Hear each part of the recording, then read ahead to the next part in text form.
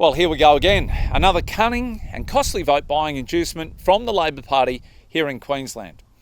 Well, first it was power rebates. Now we've got the Premier out there, Stephen Miles, deciding to make TransLink fares 50 cents at a further cost to taxpayers of about $150 million over the next 6 months.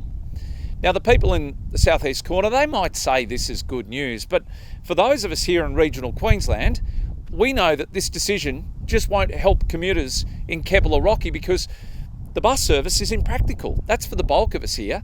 If we want to go to work or go and do our shopping, this just doesn't make sense. We're just too broadly spread out to use public transport like they do in the city.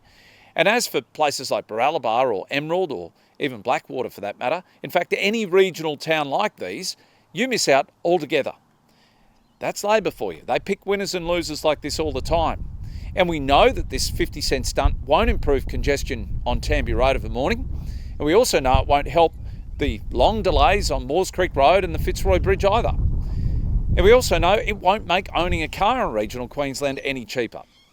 Stephen Miles and his Labor colleagues need to get it through their thick heads that cars are not a luxury to people living outside of the southeast corner.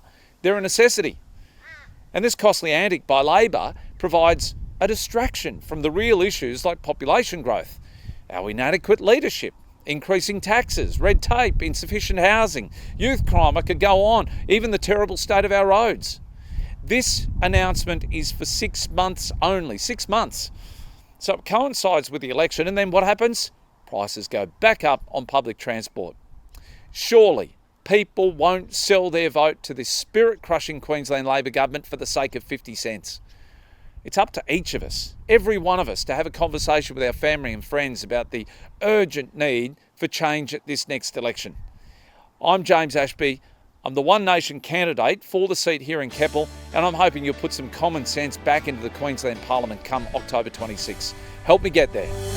One nation, we got the guts to say what you think.